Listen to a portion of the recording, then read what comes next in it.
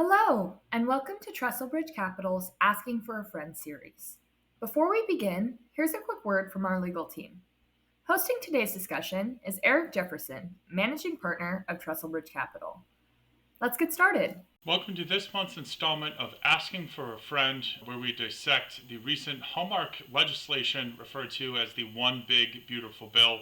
In its entirety, that was a 900-page document that included hundreds of different provisions. With that in mind, wanted to take a moment, go through and dissect those that are most applicable to our audience, as well as touch on those most likely to impact capital markets and the U.S. economy more broadly.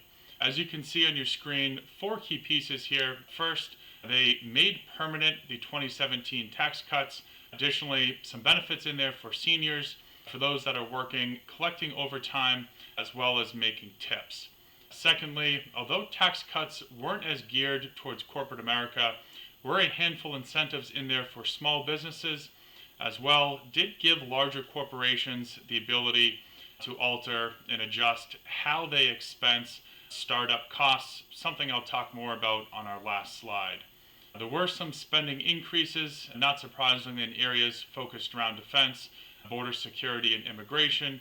And lastly, new framework in place focused on budget deficits. That arguably one aspect most susceptible to change should there be a change in leadership in Washington. Of the things most applicable to our audience, for individuals in states with a higher income tax rate, we saw the state and local tax exemption increased. That at the end of the day will give middle and upper middle class families the ability to deduct more of those taxes, reducing their federal burden. Secondly, new programs in place geared towards tax advantage savings for education and home ownership.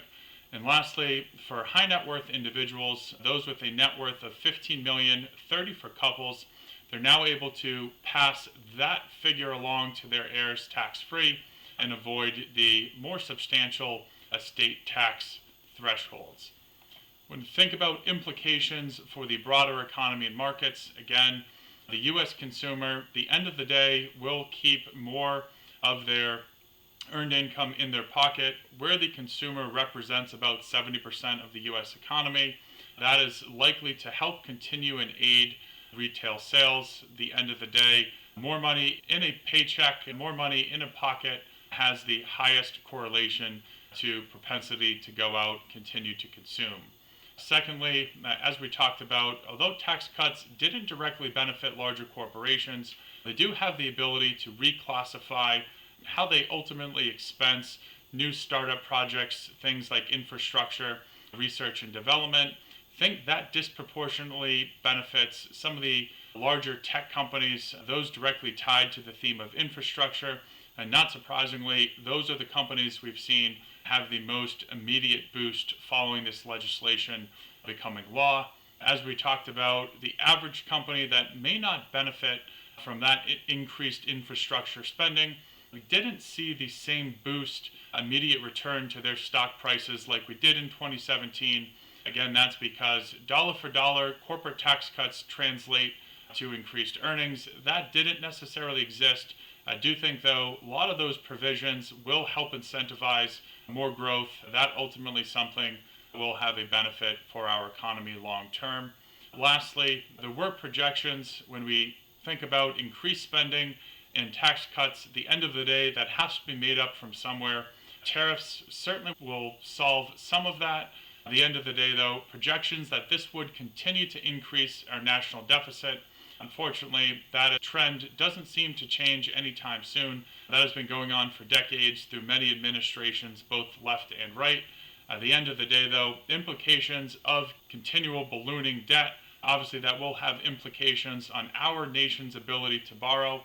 Whether it's a company or a country, at the end of the day, more debt somebody has, usually speaking, borrowers are going to want to command a higher yield to compensate for them, to compensate for that higher risk. That is something will be very interesting to see how the treasury markets play out in the months and quarters ahead.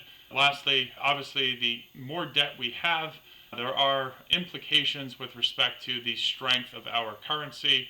We have seen the dollar deteriorate fairly significantly relative to a basket of others. That is something has both pros and cons from a trading standpoint.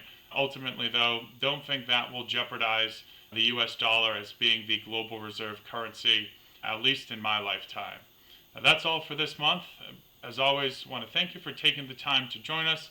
Please don't hesitate to reach out with any questions or comments. Thanks again.